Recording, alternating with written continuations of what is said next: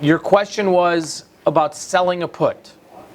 Well, here's the market on this put, okay?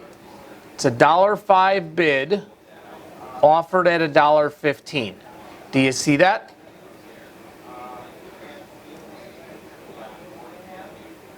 Okay, where do I want to sell it? Well, of course I want to sell it on the offer.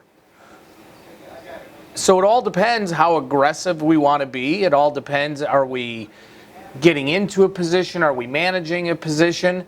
I never, if I don't have to, I never want to sell bids. I never want to buy offers. Doesn't matter whether it's a call or a put, same concept. Okay, that's why almost 90+% of the time when we put out a spread order, our orders are what? They're in the middle of the market, right? We can't afford to sell bids. We can't afford to buy offers. We've got to be in the negotiating process, which the markets are. The markets are a negotiation. It's an auction process. We obviously want to sell things for as expensive as we can. We want to buy things for as cheaply as we can. And it's a negotiation.